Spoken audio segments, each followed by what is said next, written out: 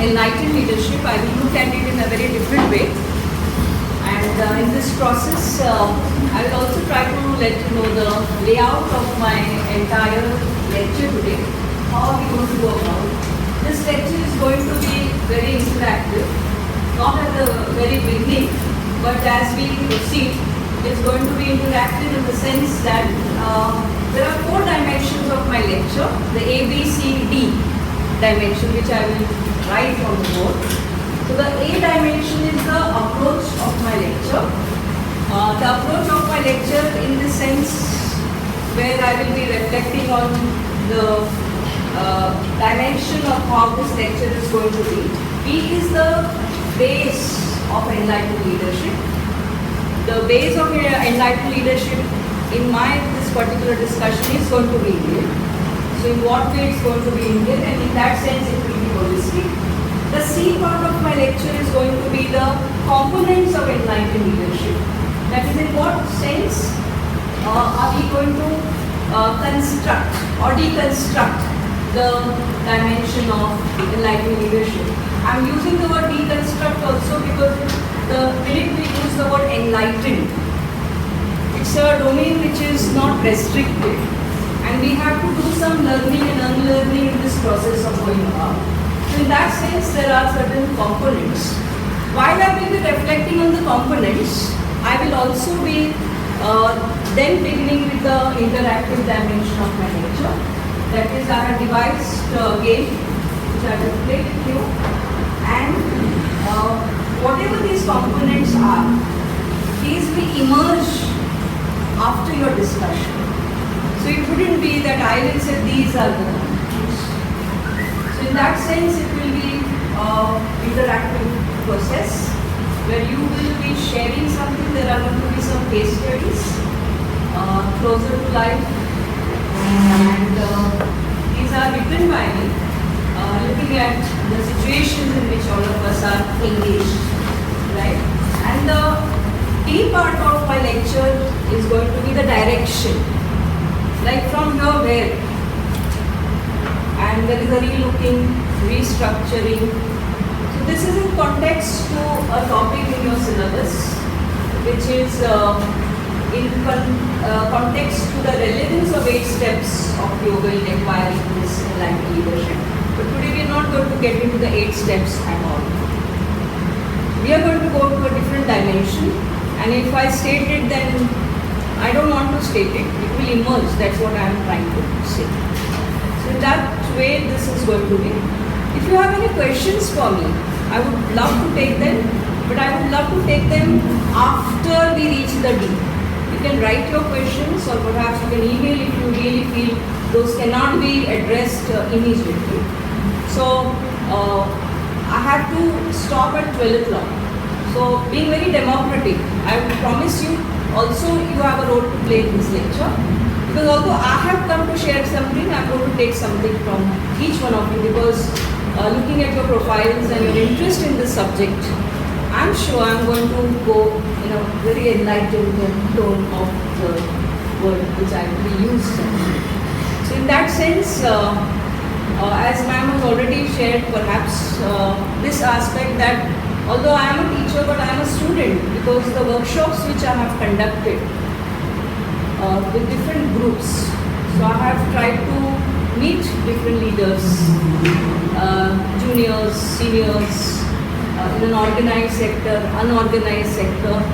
I would also like to share my experiences as we progress. So in that sense, this is how the structuring is, that is the ABCD of the lecture.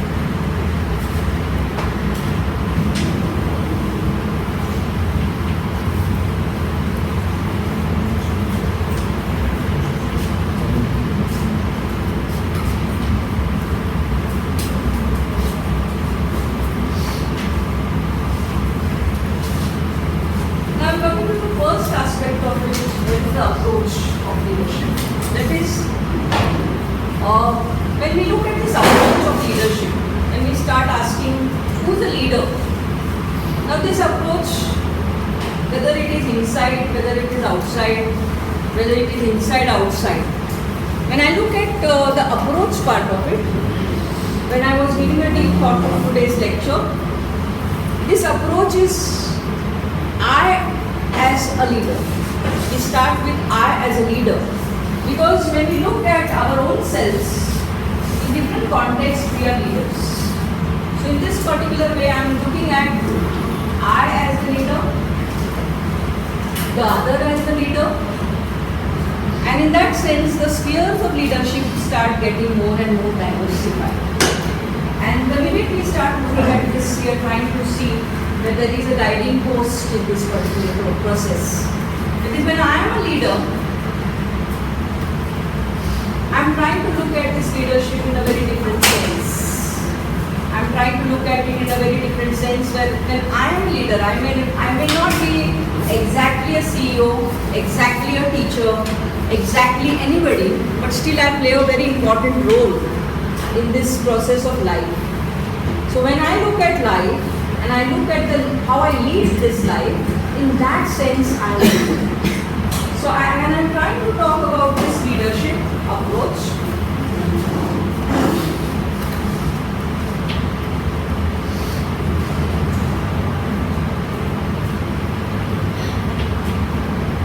So I as a leader.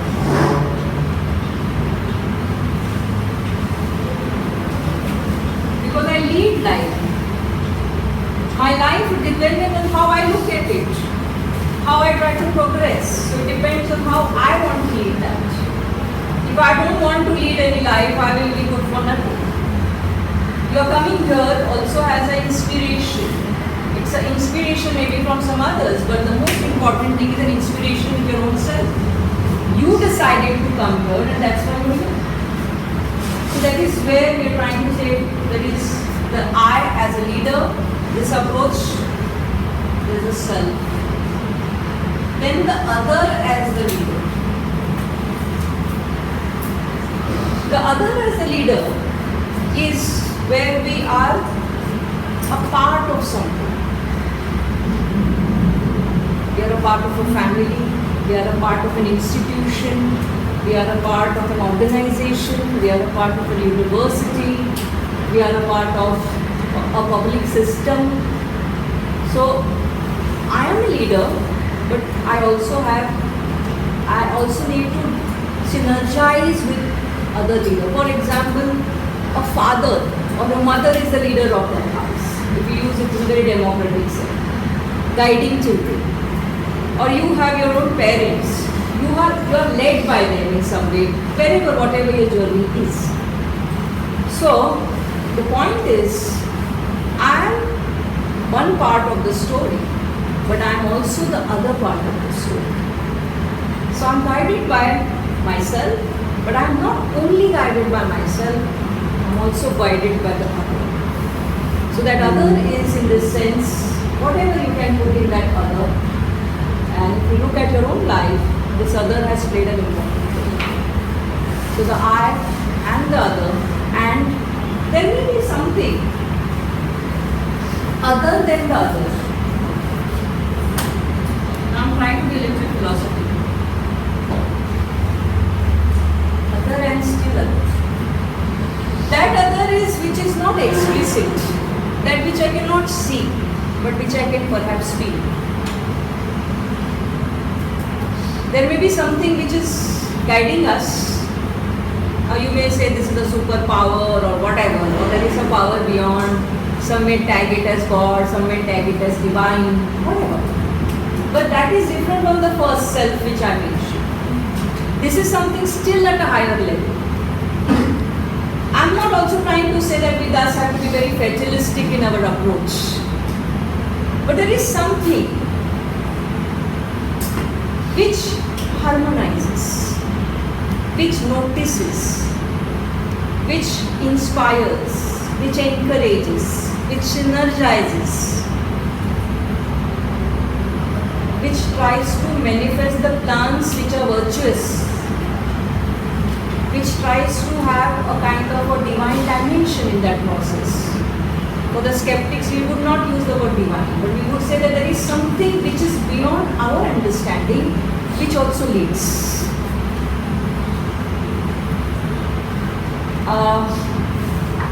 You have a very tough day, and then there is someone who says, I'll help you out. And suddenly what was tough for you for a few hours has become a very joyous moment. And you say, wow, how did this happen? There are people at workplace who are not very cooperative. But suddenly there is some change and they say, we have forgotten all the differences and now we are with you. What is that? Is it chance event? And should this be a part of leadership? Is it leadership at all? But according to me, that which leads, there is something in my control, but totally not in my control. There is something outside which is still there, but still I am not in control of how other person perceives me. There is still further something where we are trying to say there is something still further which is beyond. So I hope the A part is an approach. So when we look at yoga, yoga is not about just one, it's not about the two, but it is also about the three in that sense. Because when you start your practice of yoga, I still remember Doshi ma'am saying that if you ask a student, how many hours do you practice yoga? So the person may say 3 hours or 2 hours. Dr. Doshi always had this question, then for 22 hours what do you do?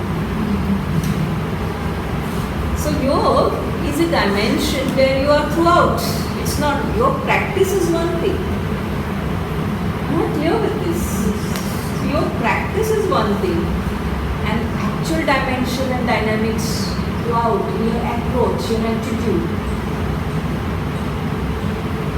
These are some things where you say that in your approach and attitude, it should be yoga. This morning, I'll just give you a very live example. I was waiting for the cab and there was a lot of traffic, so I was unable to get a cab, but I was trying. So there was a very elderly person and had a very religious outfit and all that. So I told him, I will drop you at the one point because there is a common destination. So you don't worry about it. And then I was trying and I'm trying. Suddenly, he also moved a little ahead. He also started trying. So I was happy. Okay, there are two probabilities. So he got one taxi. And he got into it. And I obviously thought on his behalf. So I thought he would drop me because I had told him. But that was erroneous thinking. Because when he got into it and when I just was about to talk, he even did not look at me eventually. So I was just thinking that today I am going to class of leadership and what is the lesson which I have learned today? First, outer appearances can be deceptive. B, the way you think that the other person thinks may be different. C, do not be judgmental that he was wrong and I was right. Maybe he had very important thing and maybe he did not like my face or he wanted his face. Possible. Because I felt that I should help him, it is not necessary that he should be the same. I'm just trying to look at all these components in a very lively way and I felt bad. Let me tell you, I really felt bad that this also is a possibility which I then started looking at it from a reason point of view. When you start becoming objective, then things don't bother you.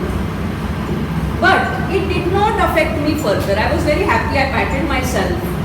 And when I took a taxi, there were 2-3 college going, I said, come on. I did not say, now this is one lesson I have to learn. I don't want to learn hard lessons which are very exceptional lessons, which are true to some extent, but that should not also affect my goodness. And I am also not saying it is my goodness also.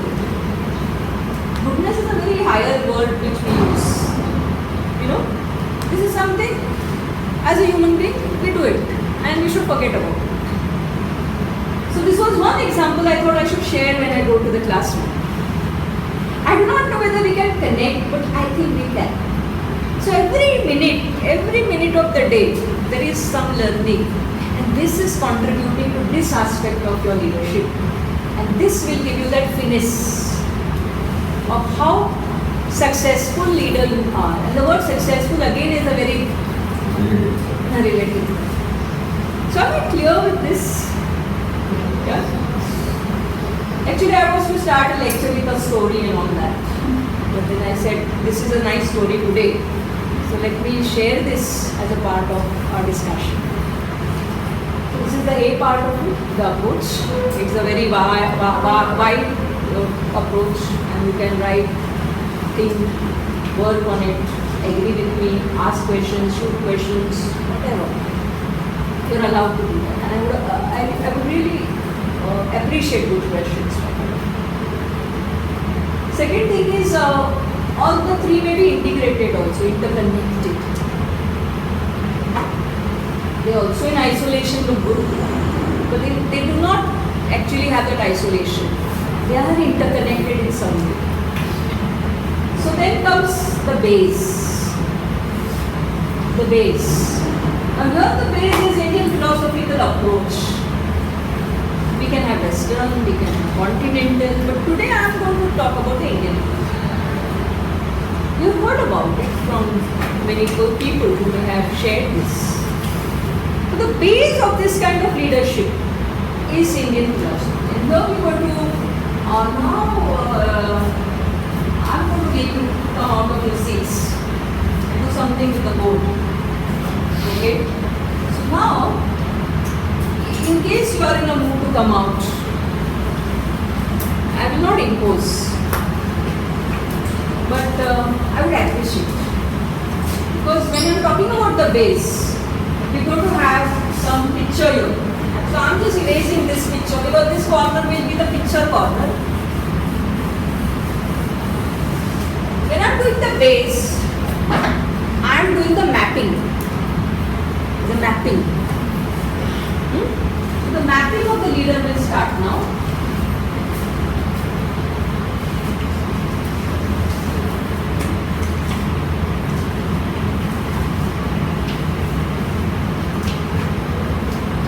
So like you have a map, there are certain points.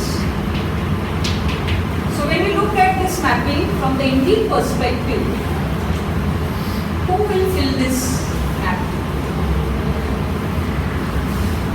From the perspective of Indian philosophy, when we look at a leader, what will be the filling elements of this map?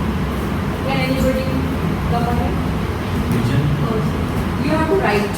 You have to come and write.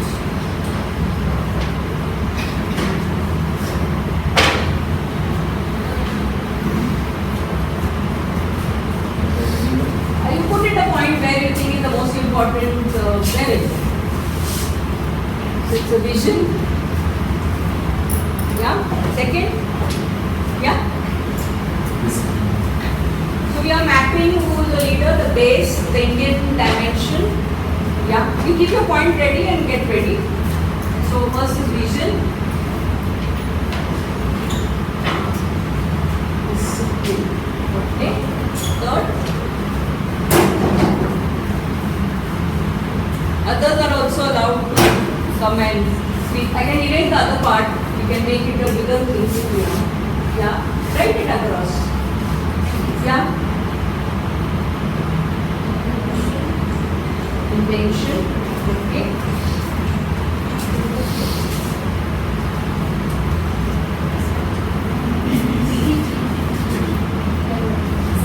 Next.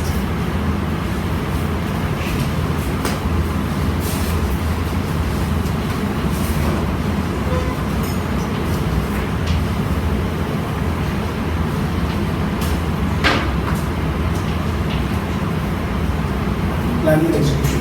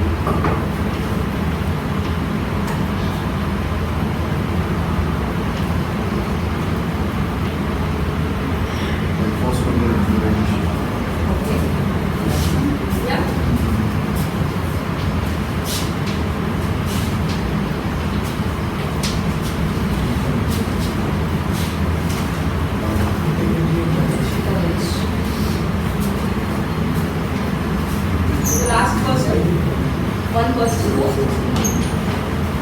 What is that? Confidence. Okay.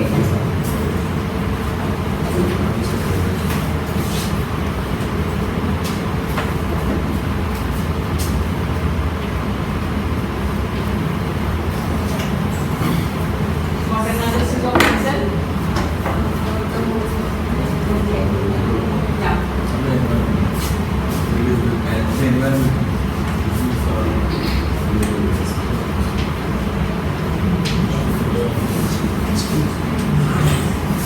Anything else?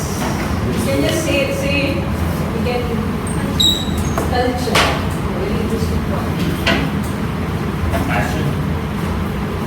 Good listener. Learning covers learning covers Honest.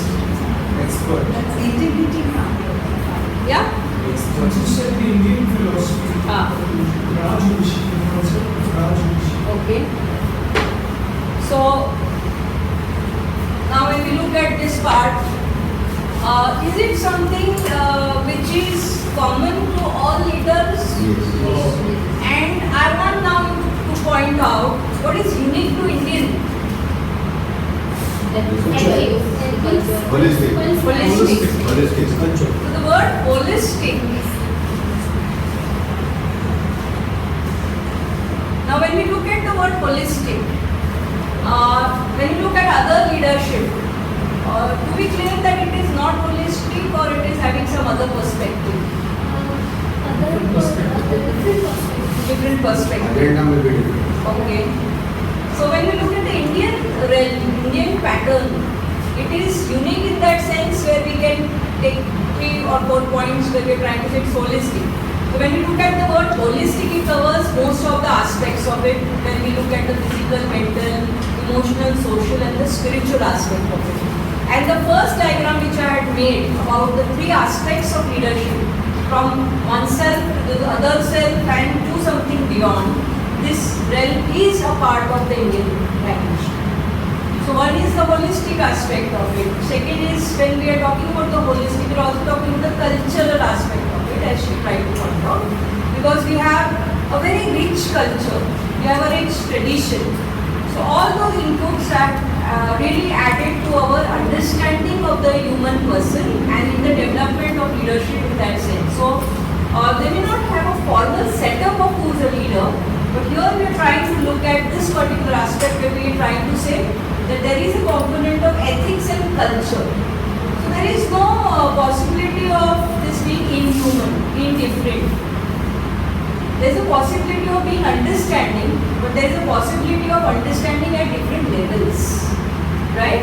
So in that sense we are trying to say that there is a cultural realm to it, there is a holistic realm to it, it is deep, it is connected, it is religious in its own sense, although it does not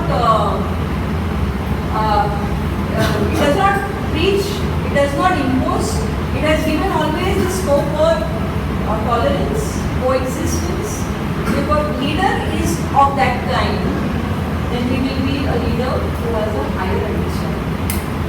So ethical, moral, religious but not in that conventional sense of religion, cultural but not in that sense of again imposing, but when we talk about the wisdom aspect of it.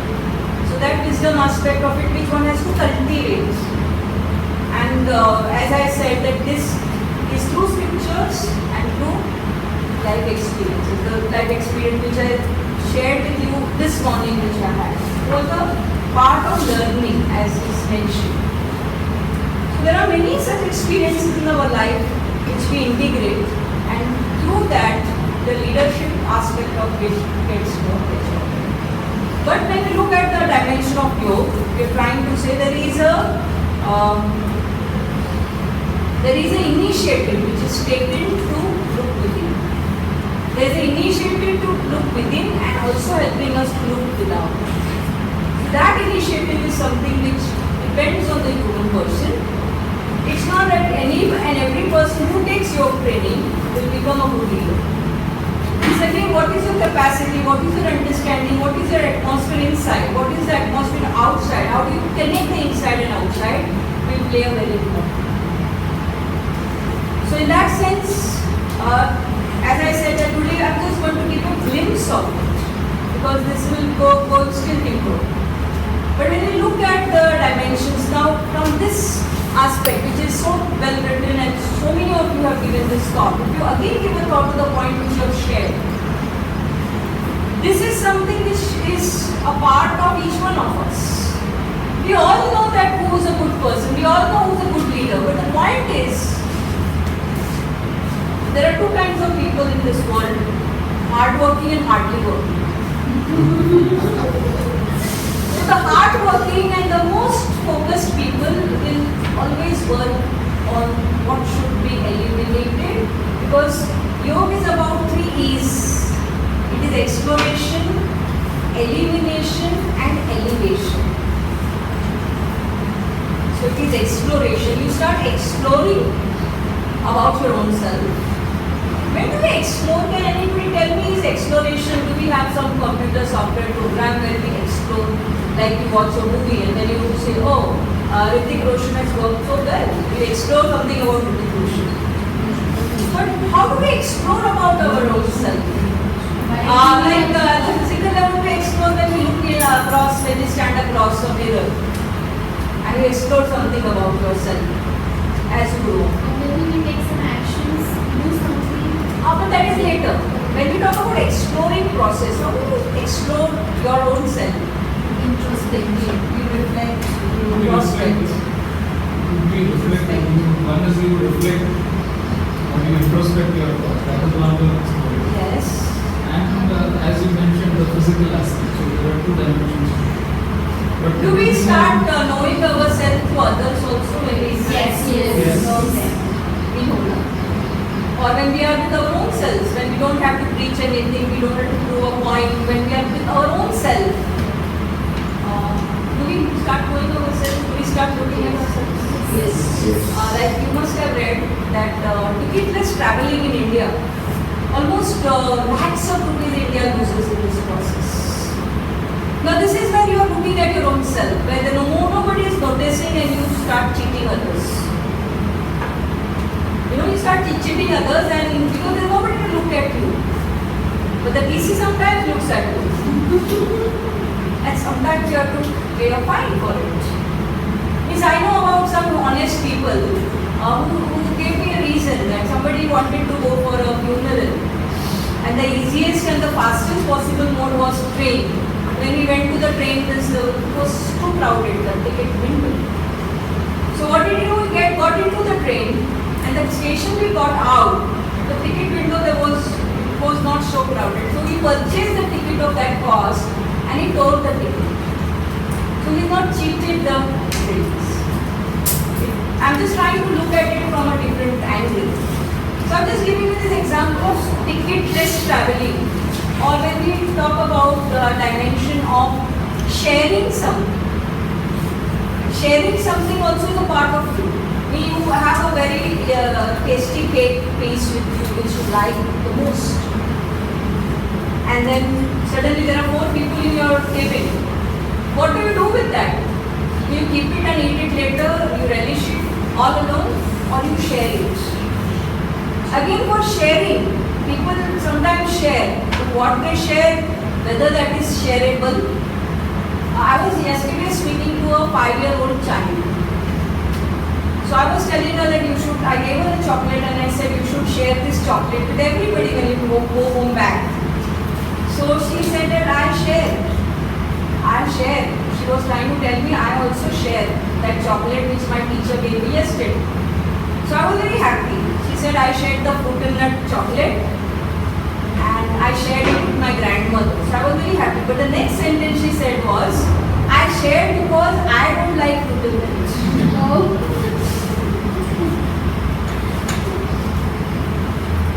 Then, and I don't eat, so I share. So this was again a perspective. And then I said, do you like this chocolate? She said, very much. So that if you like it very much, you should give it to your grandmother, grandfather. So she was a little not ready for this, but then she said, I will do it. Now today I have to go and find out whether she did it. But I'm just trying to say when we start nurturing values, this nurturing part of complex. When parents have to do, teachers have to do, or anybody has to do, that is on one side. But when we start doing it for ourselves, when we start seeing people around us who are different than us, there's so much to learn from them. And then in that process we start becoming good, or at times we also start becoming bad. For example, a typical office situation when the boss does not say anything for indisciplined person, there are four others who feel that I also can do this. Boss is not anyway going to punish, so I may better be like that person. Now in that process, the person does not know that you are trying to handle your own transformation, in your own growth is getting.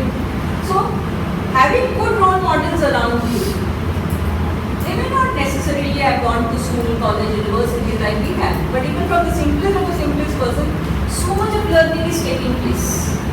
So much of this me when we try to make up this mind.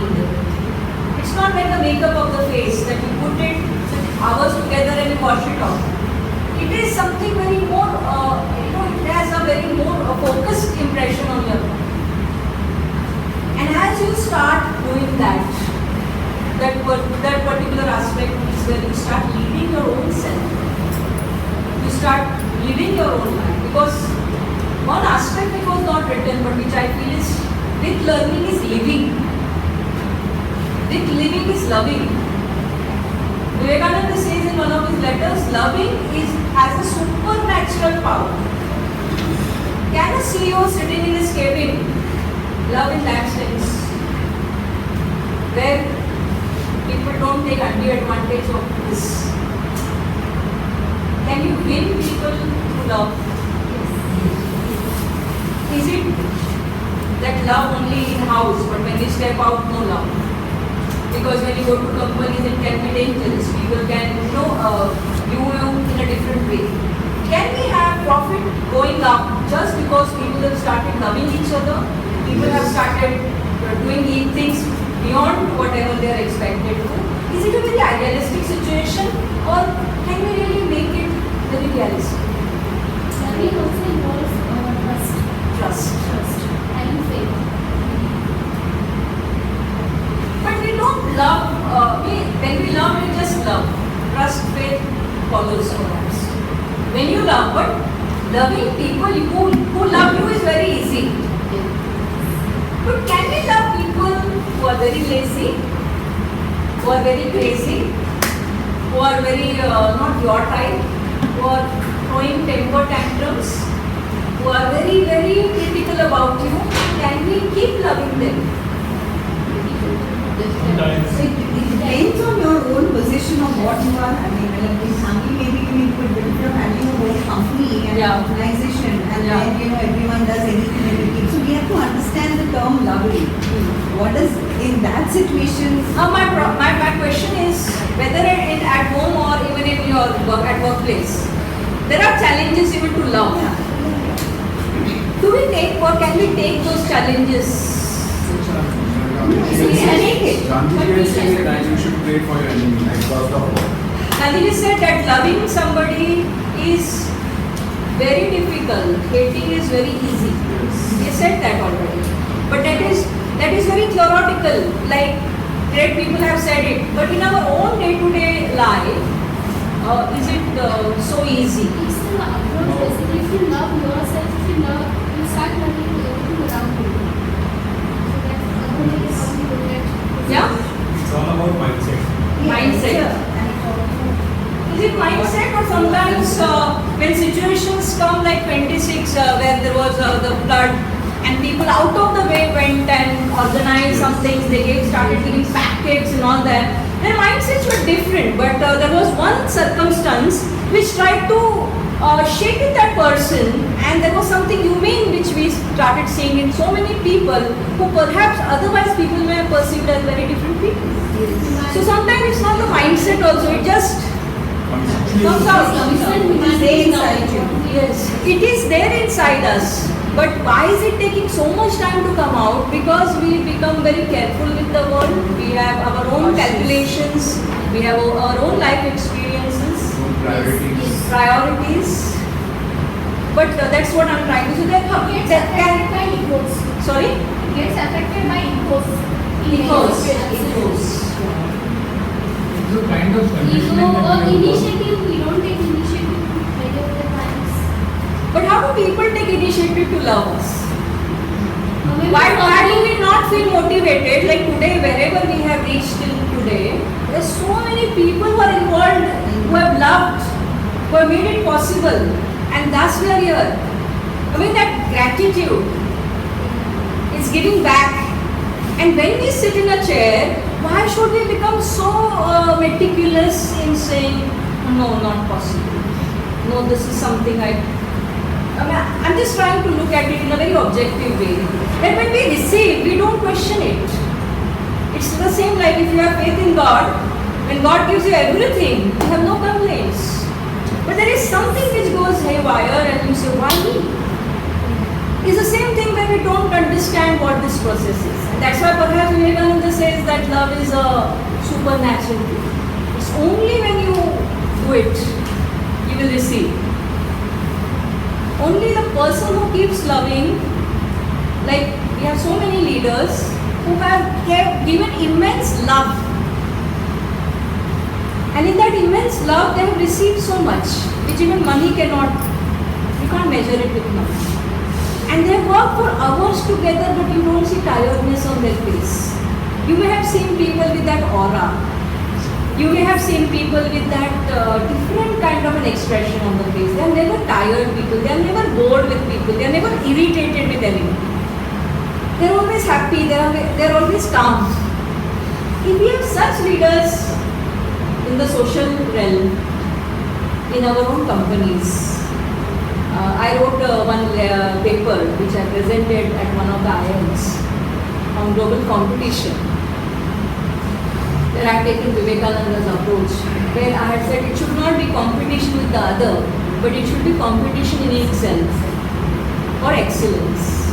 The minute you start competing with others,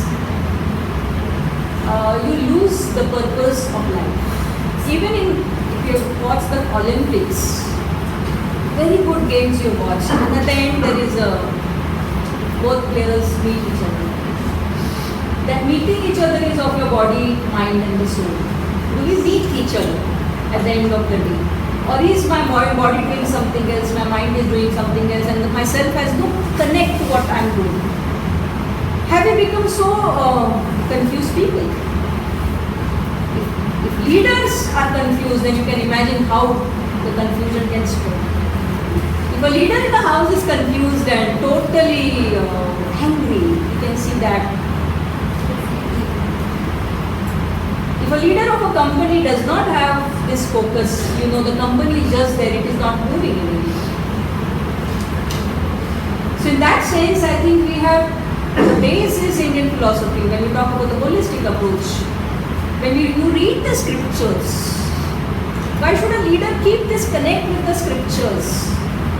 The very presence of the scriptures, there is something mesmerizing about it. You take one particular verse, and when you start reading that verse, once you start going deeper into it, there is a calmness which starts coming. So are we only going to do WhatsApp, Facebook, or read very heavy books which come from the Western world? They should be read. From any part of the world when they come, they should be read. But there is something as a book inside.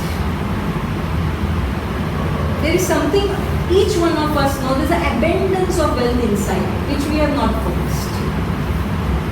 And if that happens, then this base is not just theoretical base, it will become practical. It will become practical. Vivekananda typically mentions, I am talking about Vivekananda because my postdoctoral research which I am doing, so those things are still in my mind. He mentions the traits in Indians which should be eliminated. And the first thing he says is criticizing others. He said this is one trait which will not take the country anymore. Now this is not constructive criticism.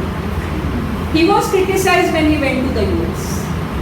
Now if you look at his leadership had many challenges. And when he writes letters to his followers, to the people who have developed Ramakrishna Mission, he is saying books of account should be clear. He gives each assuming that his disciples will know everything. He said, don't keep public money with you for a long time. If you start looking at each leader in that sense, you will have so many things. So the leader has to experience that. It's only when the leader empathizes that he will start understanding what that love. I would also like to share about Baba Amte. Baba Amte was a lawyer and he had a very good family background. So one day there were some toilet cleaners outside his house. They were discussing something. So Baba Amte went to them and said, I will help you. I will help you with whatever problems you have because I have legal education. I will solve all your problems. Those workers were uneducated. One worker went to him, smiled and said, how can you help us? Have you cleaned a single toilet in your life? And he was taken aback. How can you understand our problems when you have never done what we are doing? Now, this is what the leader has to understand. Next day, Baba Amte woke up at 3:30 and he accompanied those workers to clean toilets. For 8 months he did this work. Why? To understand what their trouble was. How many of our leaders today will start doing this? Sitting in cozy rooms and saying something about leadership of the masses is very easy, but going with them. We are so fortunate, I am just trying to tell you, we are so fortunate sitting here at this minute. There are so many people in the farms, in coal mines, who are very doubtful about their meals also. We don't know what their problems are. Means we don't even know that that is a problem.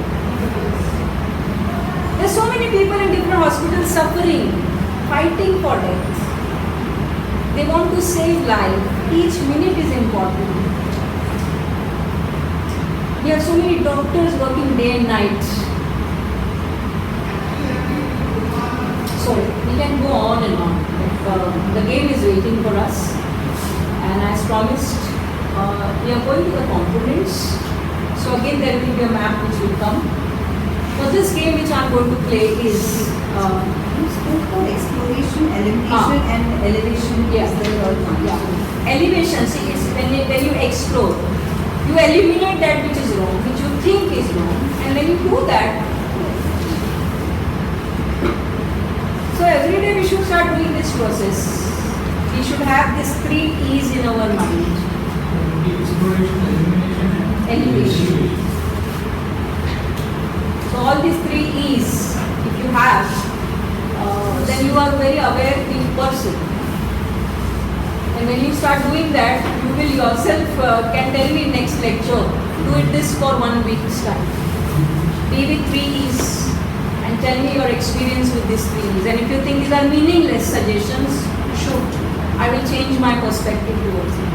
But I have experienced it, I have done it myself and I think it is useful. So I'm just sharing it. So what should be eliminated? That you will understand when you explore.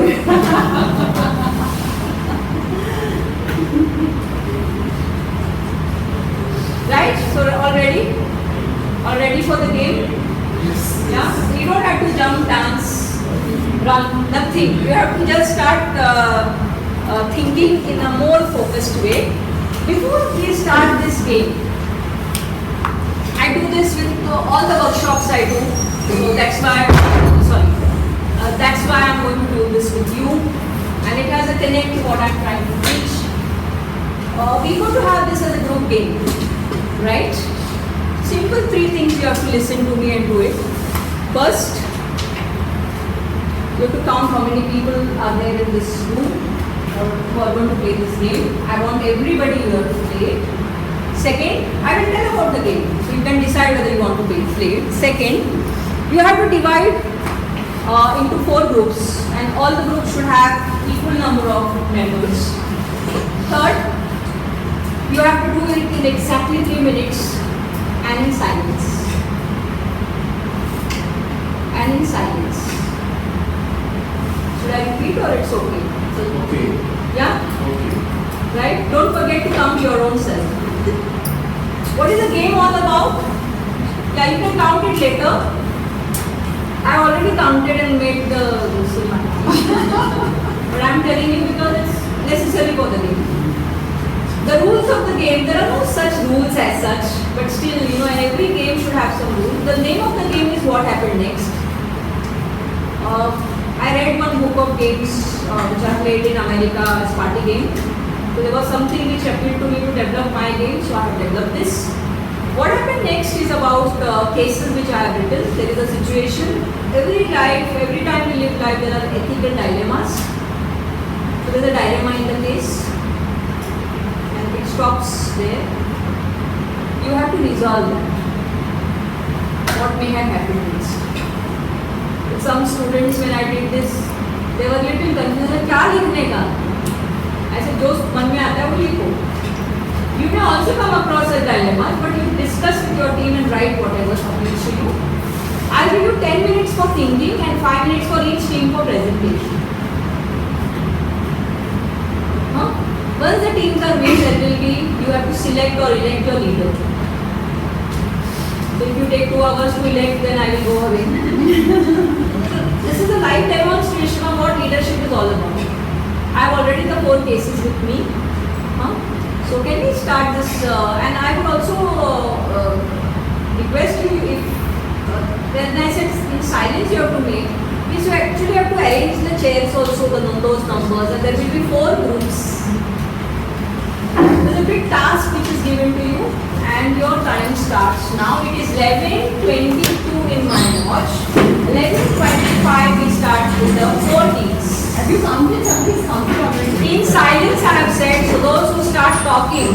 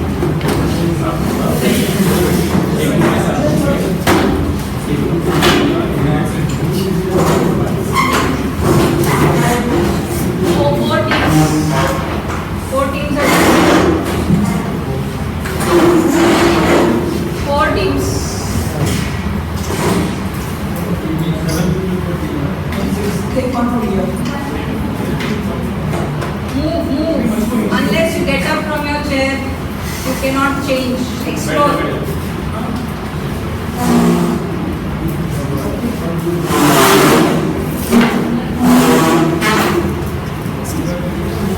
So 4 teams getting ready.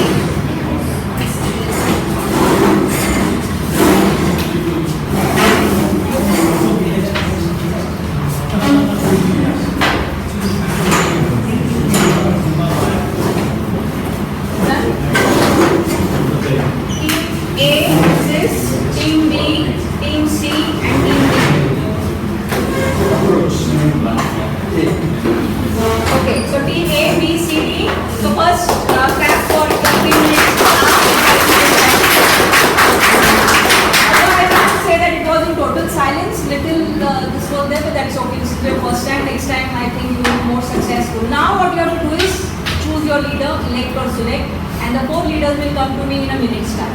Be quick.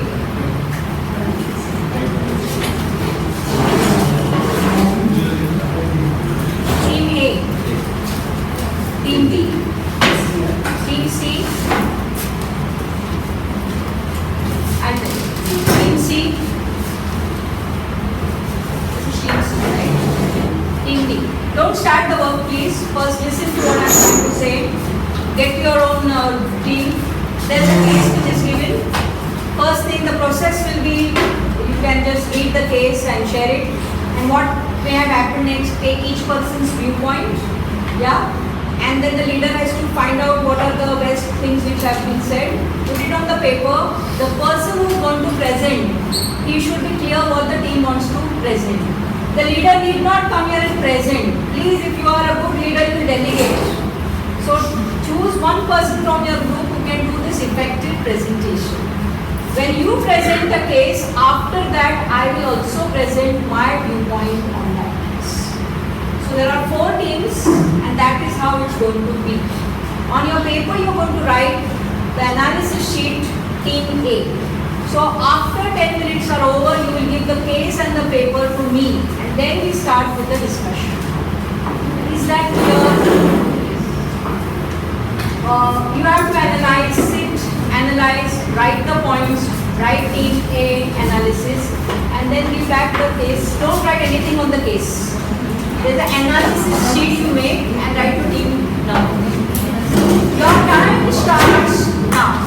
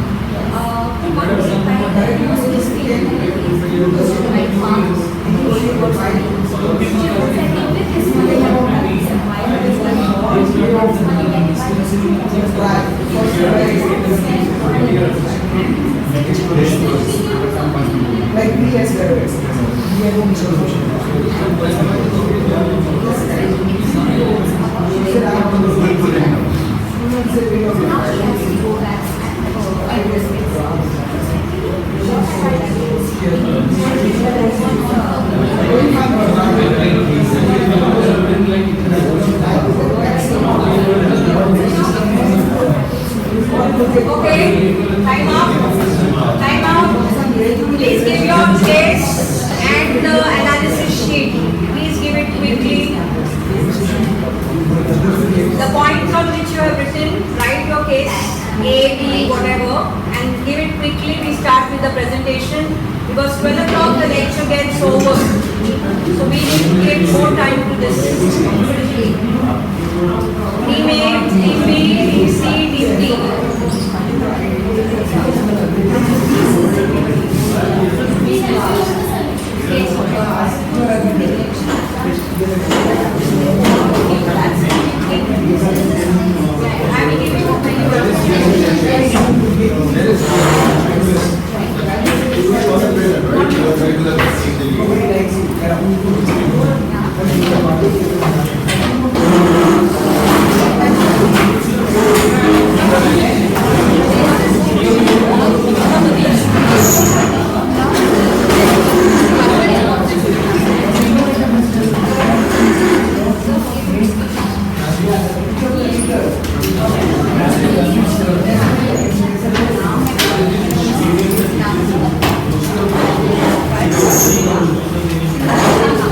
will give you Team D.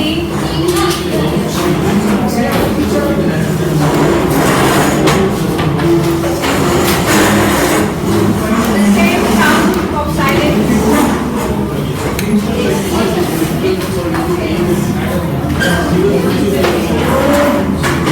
So you're let's write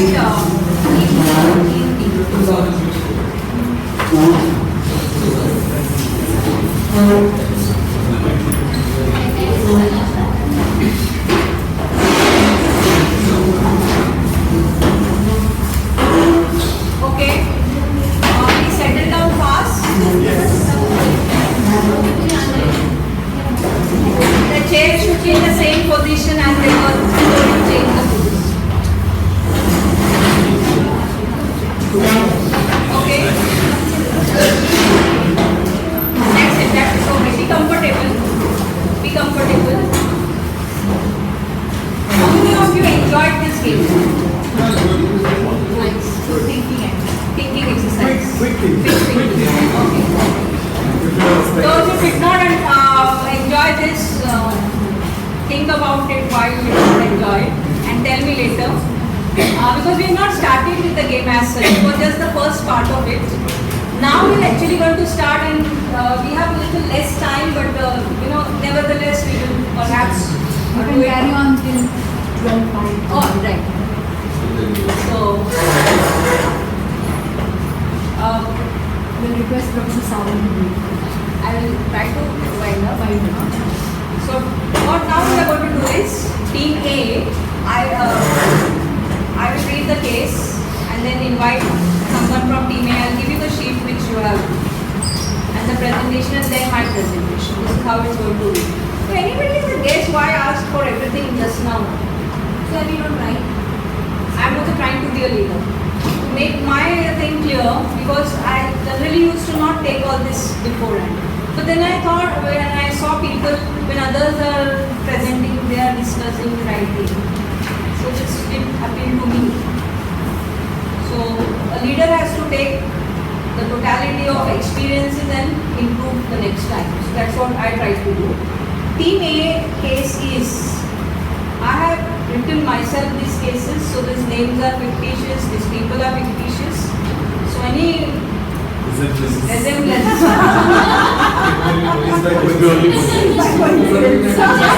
Thank you very much for completing this. Mr. Vaiko is a highly qualified and has many academic degrees to his credit. He is rich, well-established businessman. Mr. Vaiko's only goal in life is to earn more and more money. He works for almost 12 hours every day in office. At home, he is busy with virtual meetings through the internet. He hardly takes care of his health. He has no time to sleep well and is too busy to do any physical exercise. Mr. Vaiko considers himself very intelligent and ignores anybody's suggestion or advice. He does not have any cordial relationship with his employees. To seek more and more profit, he attempts to exploit the employees. At home, he is a dominating husband and an over-strict father. he always advises his two college-going sons to be rich. He often tells them, if you become rich, you will always be happy. Be rich, you can then enjoy life. You can use branded clothes, you can do what you want with that money. Two sons look at Mr. Vaiko, pause and say, Father, can we buy good moments to spend with you with that money? Mr. Vaiko is disturbed. His eyes are full with tears. What may have happened next? TV.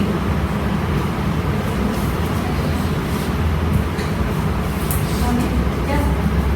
See your paper, you can So since Mr. Vaiko is an intelligent entrepreneur, he knows that working his mind throughout the day will get him more success and he'll be the happiest in his life. So he runs his mind into other things, like in the family he says his children to go out and earn more and again go for money. At office he over exploits his employees and has them you meet your goals and then make more goals and again make money, and so this you'll be happy. In the family also he has set out the same idea. But when his children ask him that question that can we buy just a few moments with you with that money, and that is when this realization happens. So he realizes that materialistically he has come a long way, and he again is very rich, and he does not feel that being money minded is the wrong thing, but now he is trying to devise how money making can actually make him happy. So he goes back, he takes a break and he tries to change his perception. So now he's exploring and deciding what should be eliminated. So in the work front, what he does, he starts delegating his work. Why? He's delegating, his people start feeling more empowered. Once you're empowered, you're more motivated to work, and that is how they actually end up working hard for him, which again was actually his objective earlier also. So now they're motivated, they're happy, and so working hard. So then the money part is taken care of. Now since they're empowered, iska kaam ho gaya, so he can spend more time with his family. So he goes back to the family and actually starts spending time with them. So what kind of time? He knows that it is not just a few moments that he wants to give to his children, it is a little longer lifetime. So that's how all of them sit and do yoga. They dine together, they eat together, they eat healthy food, and so the food aspect, the health aspect is also taken care. Not just for himself, but for his wife, for his children as well. Coming back to personal, he has now become very humble. Humble why? Yoga has brought his temperament down to a very sober level. Right? Now since he's sober, he's humble, he's able to think what he wants. He has become more approachable. So anybody around him facing problems, okay? Earlier when they used to come, they would know that this person is very strict and over-disciplined. But now they know that this person will actually give those people a very same decision to make. So finally, this transformation has come personally at a personal level, at the family level, and in the work front. At the same time, he has not had to compromise on his goal. So coming down to since every aspect, these three aspects have been taken care of, automatically those employees' families are also come down because these guys are making, the employees are making a better lifestyle. So this automatically has brought a change at the societal level. So being an entrepreneur, being money-oriented has actually brought fruit with just a simple change in perception, saying how you be not only materialistic, but acquiring these not so materialistic objectives actually help you lead a better life and a happy life.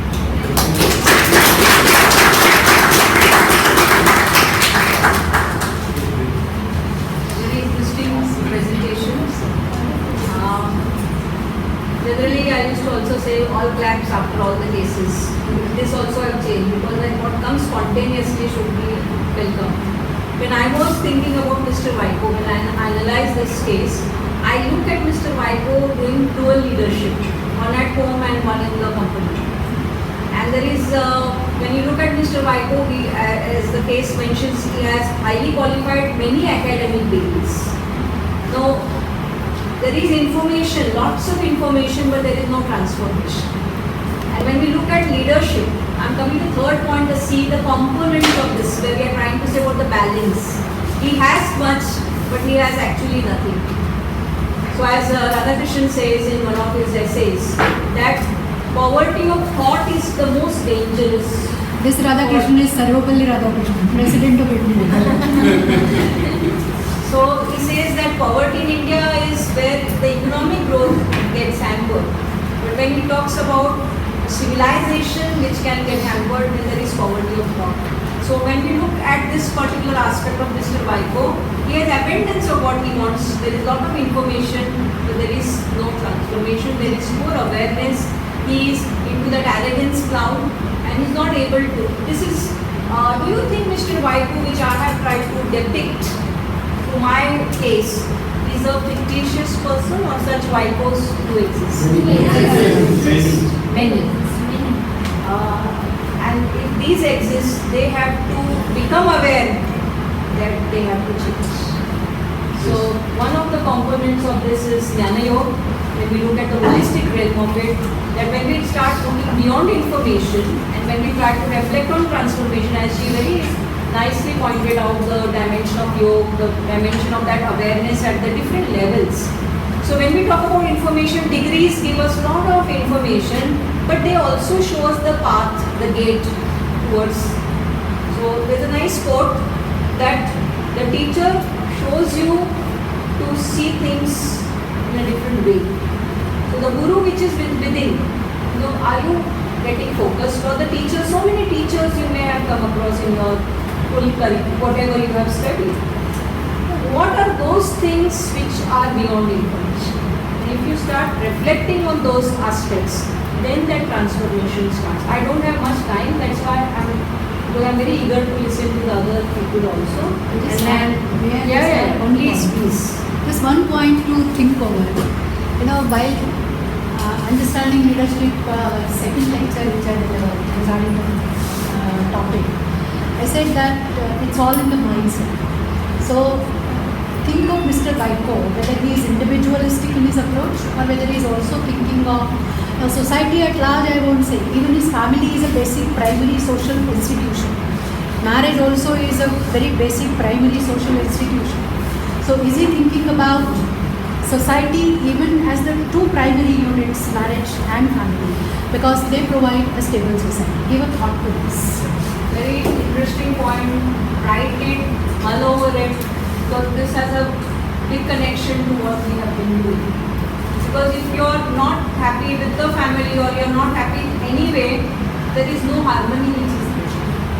So, and typically when we look at India, our family system is made so enriching in that sense, that we have, earlier we had the joint family system and the values and all those aspects. This may not necessarily be in different parts of the world. There was a research which was done years back. The report of this was in some magazine which I read. They had researched about Asians and especially Indians. Because we have a good family setup, that also helps us in our development at different levels. So, it's kind of an enrichment of your personality which your family does. So it is not But then just... you think, Yeah. because we have already at Yeah. length. Okay. So now we go to the next case, that is Team B. This is about Sim. Sim likes to be simple, talk less and work more. However, many others in his office departments like to talk more and work less. They speak loudly and ignore others. They often discuss about money matters, salary revision, buying new house, car, visit to malls, etc. They are never ready to work after office hours, even if it's sometimes essential. They get easily irritated if they are given additional work and do not mind passing that work to someone else. But Sim is very different from them. He's always smiling and is ready to take challenges. He enjoys work because it gives him joy and he has a focused work for work's sake. He does not work generally for money, fame or promotion. This he considers the part of the process and not the prime focus. Sim is efficient and positive in his department and otherwise. Many people avoid any interactions with Sim. But Sim greets everybody every day.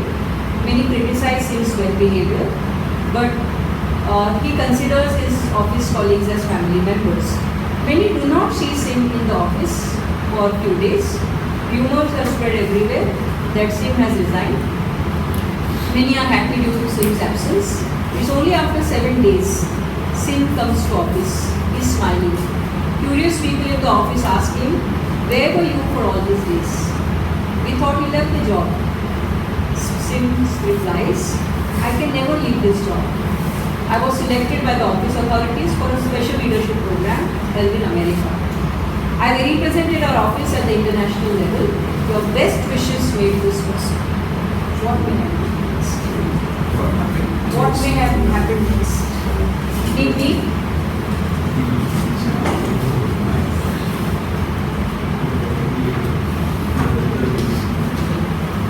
We as a team thought that there could be two perspectives to this.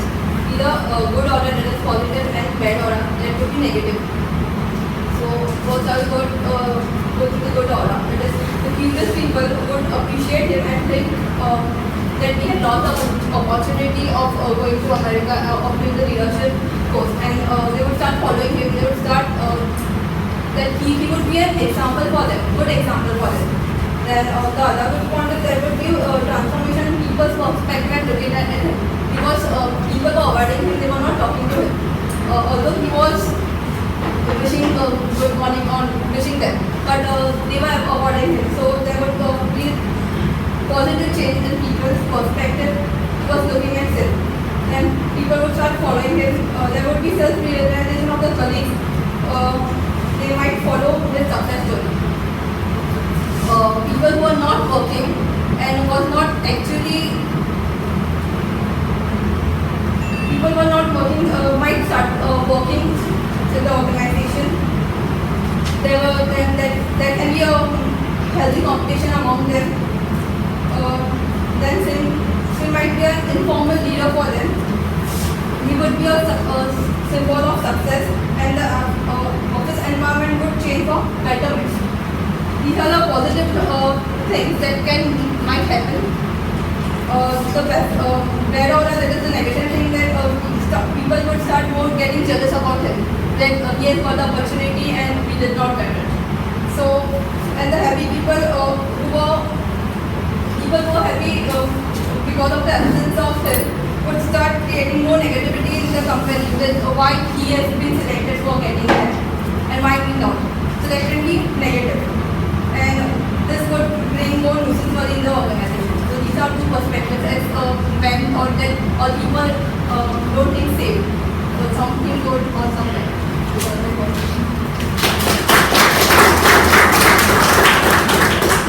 So when we looked at Sim's case, we're trying to say about, see, a leader is identified by the work he does. He may talk big, but finally what the work speaks for whatever he thinks. So in Sim's case, we have seen a person who is dedicated, totally focused. And that focus, you may have also experienced in your life when you were doing some good work which you like, or you may be experiencing very often, that once you start working on something, you get into a different mode. There is total silence, there is something you are deeply involved with. And after that, immediately after that, there is some kind of a different experience of calmness.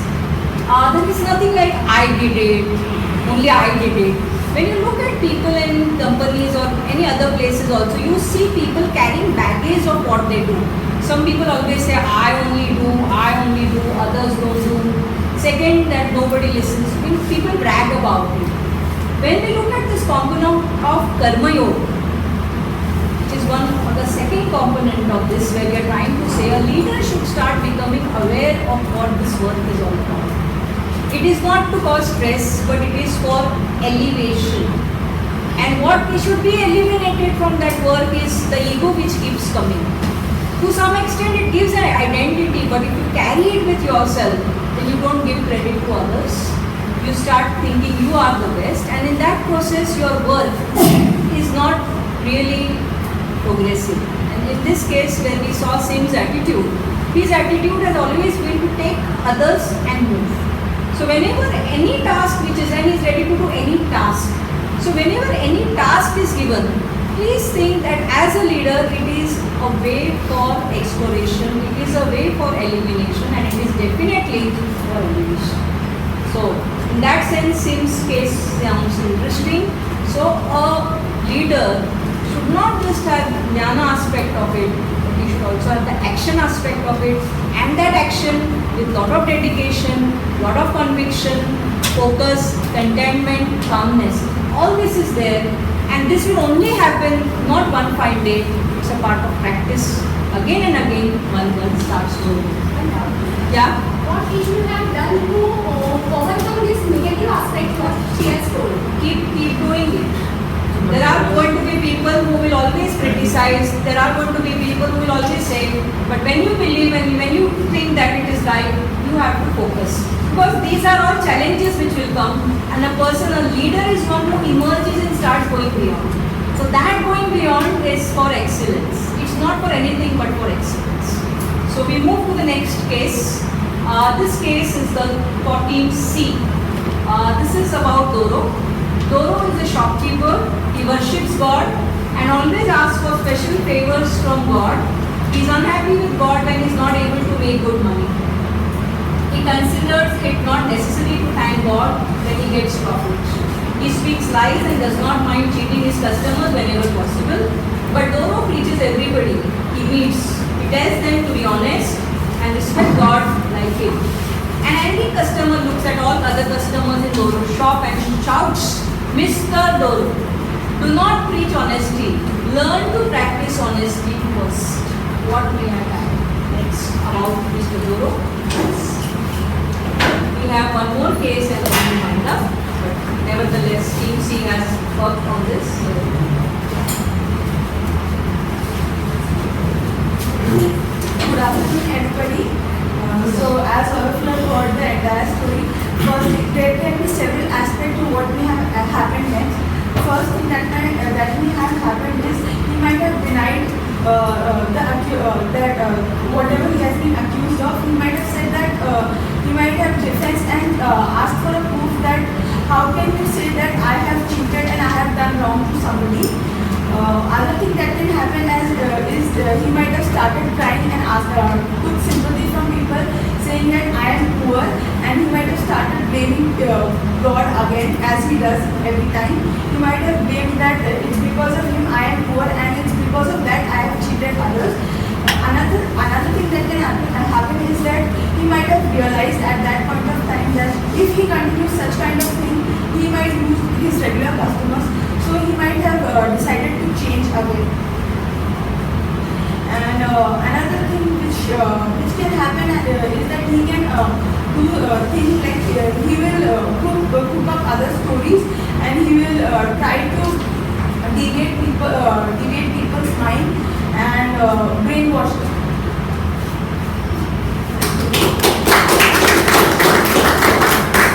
Unfortunately, we also have many such Doros around us who pretend to be very God-centric, but they are not in that sense of the word. And when we look at Doro, he is the leader of his own shop, and he's trying to sell something, but besides that, he's also trying to market something, and he's trying to market it on different aspects of it. He's trying to cheat people, he's trying to say something which he is himself wrong. In this case, I have tried to reflect upon the Bhakti Yoga dimension of the person, where we are trying to say that a leader who is focusing on the aspect of devotion, or when we talk about the spiritual realm, which leads us to that God which is within and outside. There is something where we are trying to say that when such thing happens in a very genuine way, then that dialogue with the divine starts.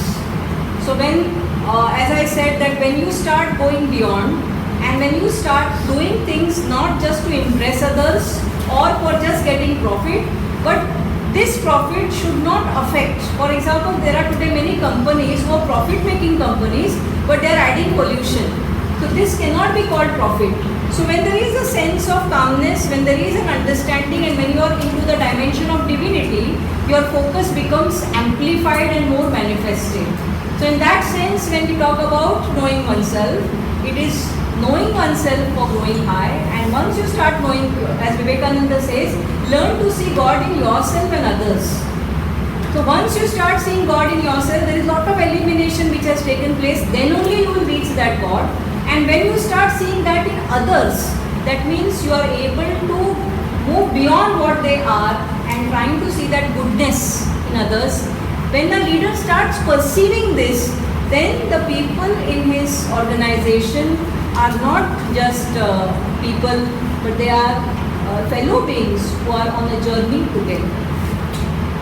You can read Bhakti Yoga, the technical dimension of it, but this is how I am trying to interpret it. And we could discuss for length about this, but that's how I am trying to reflect on Doro.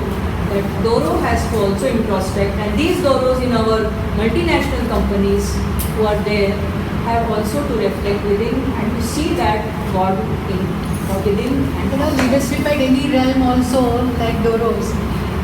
Whenever there is Ashadi Ekadashi and there is a government minister going to the temple and doing the worship, the act is different, the intentions are different. So you can find out many such examples of leadership and what really Bhakti Yoga should be. It's not just worshipping the idol, but something different. I am now moving to the last case. Yin, it's about Yin. Yin is a school teacher. She likes to teach, but students do not like her. She is most of the times confused, angry with children. She hardly smiles at them and often scolds them.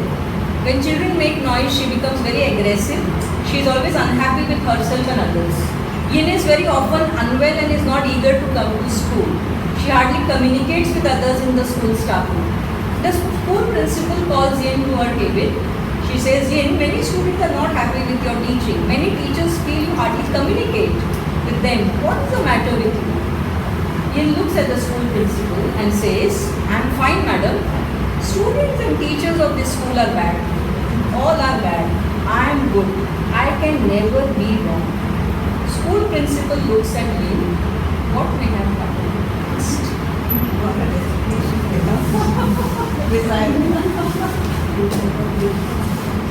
All four groups, women empowerment.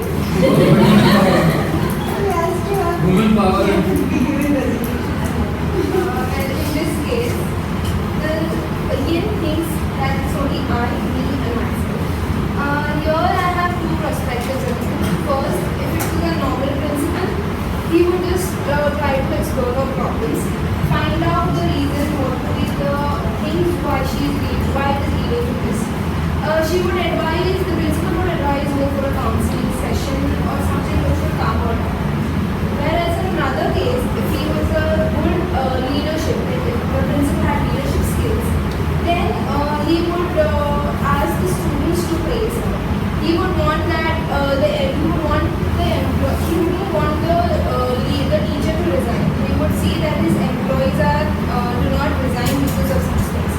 And he would then go to the students, ask them to praise her. Then maybe for a week, sometime they would see the changes. What are because of such things? Is there a change happening? And sooner or later she would realize her mistakes. And in this case, the second case, the students would be a great help to her. Secondly, we could also make her realize her mistakes by a person acting in the same way. So that way she would come to know, yeah, I'm behaving the same way, and this is how people feel about me. So these are the two situations.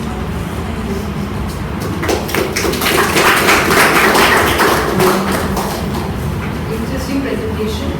When we look at this teacher is a slightly disturbed teacher, and maybe in your life, in different contexts, maybe you may have come across some of the other teacher of this time.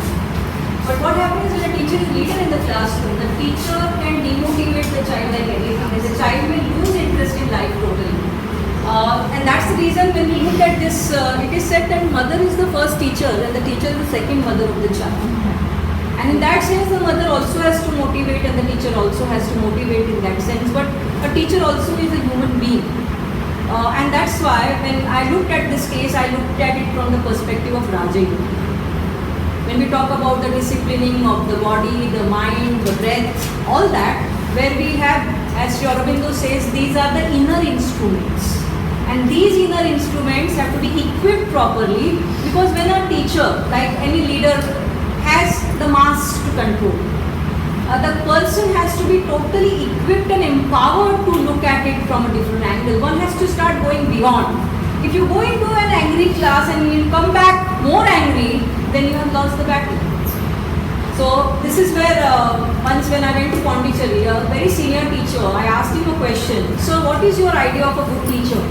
And he gave a very good answer. He said the idea of a good teacher is when you don't go to your lecture for 2-3 days, and when students come asking to you, why did you not come? We missed you. If that comes, think pat on your shoulder. But if they're happy when you are not coming and they're not bothered also why you did not come, that means there's a lot of introspection which is required. So again the teacher, every teacher or every leader has to take good care of one's own body, the mind and the breath, because sitting with yourself, knowing yourself, integrating that moment with that breath will make you more focused, and more focused you become, the more personality gets manifested in different ways. I was listening to a professor 2 days back when he tried to define what spirituality is. He says spirituality is that which helps you to transcend the moment. The minute you start transcending that moment, your perspective towards it starts changing. That's why a teacher is a leader, or wherever these leaders are, or as we as leaders, please find time for yourself, for doing something for the body, for the mind and for yourself. Cultivate different hobbies such as listening to good music, writing, interacting. Plus, find out, have a mind check. How do you think? What are your attitudes? How should you erase your prejudices? Are you judgmental? Start changing. The minute you start doing this every day, at least 1 hour, you keep for your own self. I think that's a special day to your own self. As Amrita Prikam in one of her books says, about women especially, women are so busy with the family and other things that they don't have time for themselves. And thus she says, Chautha Kamra is required. Chautha Kamra is for oneself only. Especially for a woman, she says that it is her own identity which is very much important. So you may talk to thousands of people every day, but do not forget to talk to yourself. Well, not loudly, but quietly at least. So these were the 4 components which I wanted to share, and we have tried to focus, and this gives us a direction for a holistic leadership. And these are something which we know, not as something great I have done today, but I think that I have tried my best to bring the masses into the classroom. We have tried to integrate that with theory. We have tried to look at the validity of what we are trying to do. And this is what the direction is. That there is no specific theory by which all of us will go. But as we grow up, we make our own theories. We have our own hypotheses. And all this should be for the development of ourselves and the world in which we are. Because as UNESCO says, that peace begins in the minds of the people. And so wars should stop in the minds first. So if wars stop in the minds, then peace will evolve. So try to be very forgiving, accepting, learning kind of people. And as you start doing that, your ordinary life will become extraordinary. Thank you very much.